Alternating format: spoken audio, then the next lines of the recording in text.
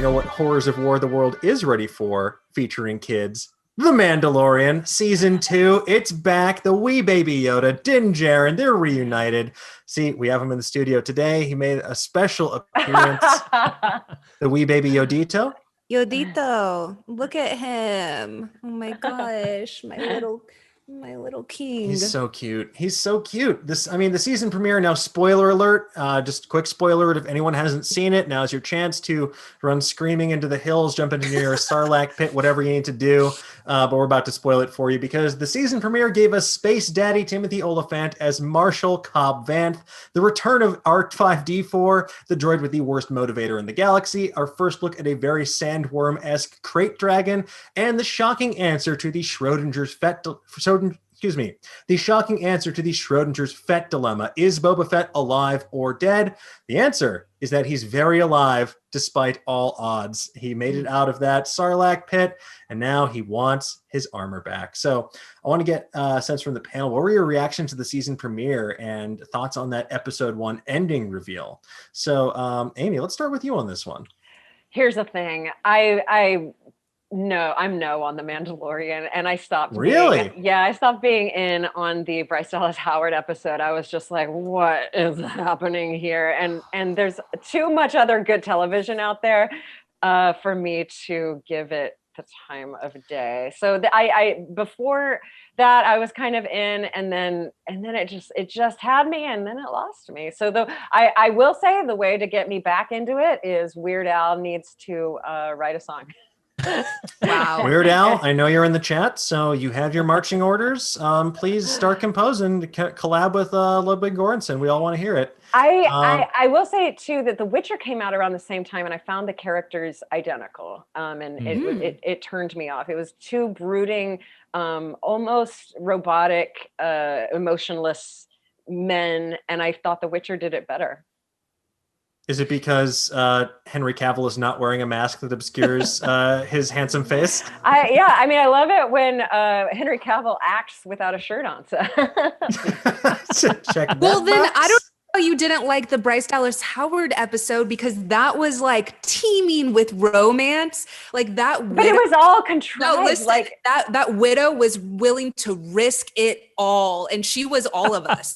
She was all of us. She was like, do you take that helmet off? Well, you don't need to. I mean, you just need to just pull something aside. I'm sorry, this is a PG-13 show. I watched that like multiple times because the sexual tension we didn't get to have. And so it was like, finally we get to have some type of emotional romance response with this like man who has been traumatized, Amy. That might be why he's closed off, besides the fact that he's having to act with a literal Beskar shield. I could go on forever. Anyways, I love that episode, Bryce, and I told you that I did when I tweeted at you. I said thank you for it was spicy. What were we talking about? John Leguizamo had a cameo in this. That is what I was saying. He did. Everyone, including us, we were convinced during the trailers that was Mark Hamill in some sort of second secret Mandalorian cameo. Mm-hmm.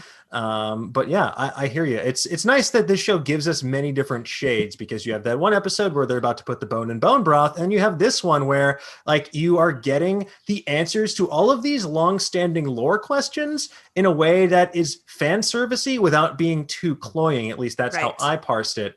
Now I'm curious, Ian, what were your thoughts about this episode? So I appear to be in between the groups here. So I love Star Wars more than anything. I like have no issue with the Disney movies, really. Like I love any Star Wars is good Star Wars for me. But Mandalorian, like the first season, I liked it. Like it was good, but there are so many cool characters and they're just gone like the next episode. And so for me, I just needed more, because I think, echoing what Amy said, like I need a little bit more from the Mando himself, like emotionally. Like I didn't really get what he was doing. So this season I'm kind of stoked on, because he has like a clear task of getting our baby Yoda back to where he needs, or it needs to go. But yeah, and then this episode, for me, the takeaways were I think someone in chat said, I for sure think that was Anakin's pod racer that Oliphant was speeding around on. But I think the CGI looks awesome. Like I didn't think the CGI in season 1, like it was good, but season 2, Disney was like, oh, look at all these subscribers. Let's use all this money and make this show look awesome. Because this sandworm, the sand dragon, the crate dragon looked like amazing. I thought the structure was very similar to when you brought the Bryce Dallas Howard episode. I thought it was like a little too similar to that. Like the theme and sort of like what they were trying to do was really, to me, almost identical. But I do have hopes for the show. Like I want to love it. I like bits and pieces of it, but there's just something there that's like missing for me. And I'm hoping like the way Oliphant, he didn't die. Like I was nervous he was going to die at the end of the episode. And then I was like, well, there's another cool character gone. But since he seems to be still around, I hope that they're making a more cohesive story for our boy Mando to fly around the galaxy or stick around in. That's an interesting critique about the similarity to that Bryce Dallas Howard episode, because that was very much like a riff on Seven Samurai. It felt like where, you have to help these villagers defend themselves from the roving bandits, and felt very much in sort of line with that classic samurai tale, lone wolf and cub style inspiration that the Mando has suffused into its DNA. But I would argue this one, they went outside of the village to do their fighting, so it's clearly very different. That's true. True. You just can't say no.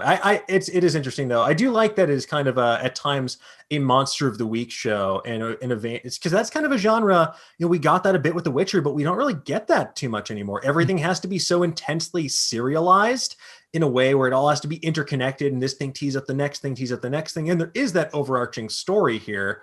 For me, I think the Mando strikes a very good balance, and it's what's made me love Star Wars again, because I was feeling very kind of left cold by the sequel trilogy. I liked elements of it, but I think it was also partially the fandom around it, and just such the death of nuance in any conversation, the just extreme vitriol around everything revolving around that. And here everyone's like, oh, look at this like strong, like gunslinger, silent type who's palling around with this sweet baby Yoda. And it was pulling in all these influences and shades of the galaxy far, far away that I'd wanted to see for so long. But I'm curious now, because they are bringing in elements of existing canon. Like you have Boba Fett looking at the end of the episode. Is that just meant to be kind of like a tacit acknowledgement that he's alive? Is he going to have a larger role this season? There's other rumors and reports about characters like Ahsoka Tano coming in, characters like Commander Rex, who Tamira Morrison is also supposed to portray. So are you concerned at all that we're going to rely too heavily on existing canon, or do you think this can be kind of connective tissue to propel the Mando story? So Oh, sorry. Go ahead. The thing with Mando that I think people loved a lot is that it had no ties to anything people loved already. So no one could get mad at it. And I thought that was like the genius of the show. So I'm a little hesitant that Disney's going to start putting in like a little too much fan service or bringing in all these things, because people are very stoked Boba Fett is back.